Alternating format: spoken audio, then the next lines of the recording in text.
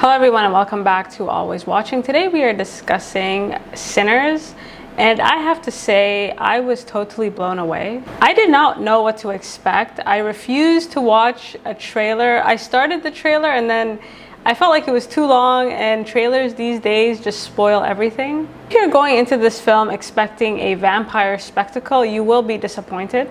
Instead, it explores the internal battle between good versus evil inside all of us. How do you navigate a world that wants you dead? At what point do the means no longer justify the ends, and a sin becomes so unforgivable that it not only comes back to bite you, but quite literally kill you? This is your warning. This is a spoiler review.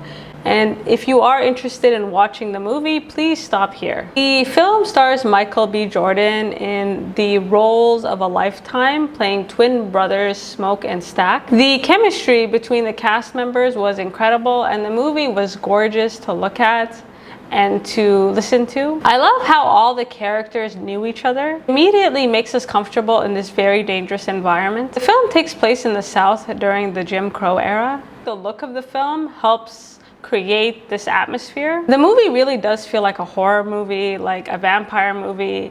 Even before the vampires show up, it does feel like a place where monsters are able to roam free. And to be honest, during this era, vampires would be the least of their problems. I also really like the use of sound.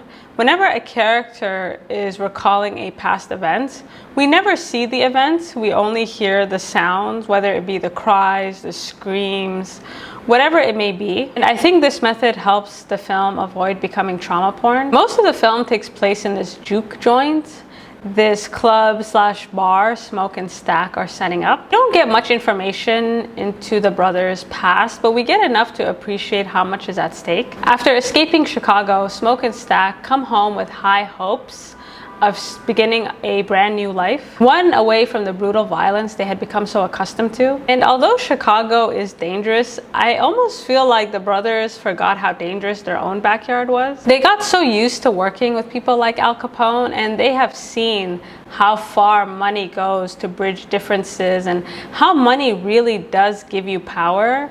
However, money does have limits, especially in the South during the Jim Crow era. And even though Smoke and Stack are coming home, they feel like foreigners.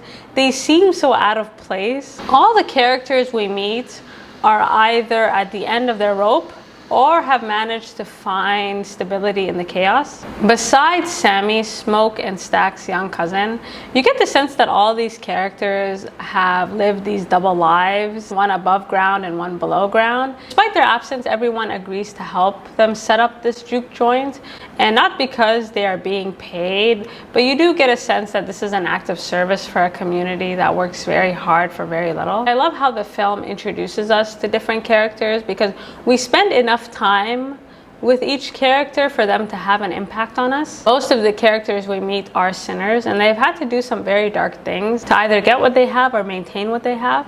I was really struck by how unfazed they were by the violence around them. They have gotten so used to navigating this space that actively reminds them that they are not wanted here. Smoke and Stack, like everyone else in this community, is just looking for a way out. Now, their plan to open this juke joint in this neighborhood was not the best idea, especially considering most of the people who live here don't have disposable income. But I do think their desire to set up a business in this neighborhood and overpay their employees does suggest that they are willing, like this is almost a way to rectify their wrongs. This business feels less about money and more about morality, like starting to do the right thing. Now, as I mentioned, the only character that is free from sin is Sammy, their cousin. Sammy is the anchor of the film. The movie literally begins and ends with him. He has to decide whether or not to pursue his passion and risk defying his father, or give up his passion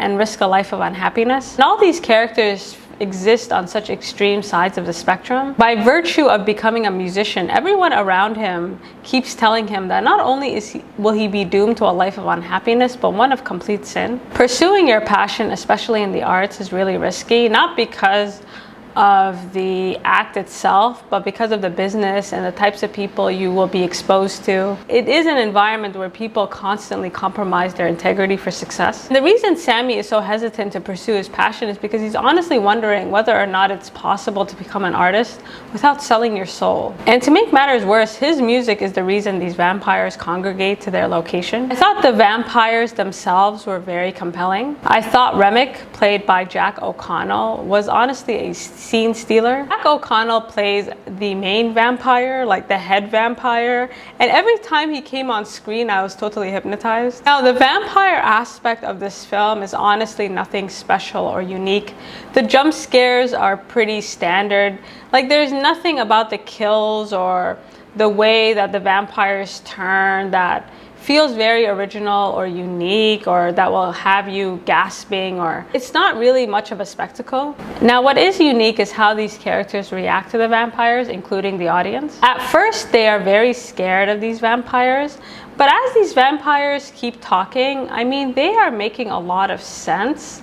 I mean, to be honest, everything they were saying sounded really good, to the point where these characters are really wondering, you know what, maybe I should turn because this doesn't sound too bad. So many of these characters have had to fight like hell throughout their lives, and I thought the idea of locking them in this place really emphasized this point. Sometimes the only way out of a bad environment is either through extreme violence or worse, leaving people behind. Even if the vampires didn't show up, monsters would have come knocking anyways. We are told that these vampires can access each other's thoughts. These vampires try everything to lure them out, to gain an invitation. These vampires, what they're offering is very sound. They're offering a sense of community. Basically saying, listen, if you agree to turn, we will wreak havoc on anyone who has ever wronged you. And in this environment, during this era, this was a great offer. You can see these characters really struggling with their own humanity, especially when one of the brothers is turned and the other one has to really contemplate if life is worth living without him. And the way these vampires are talking,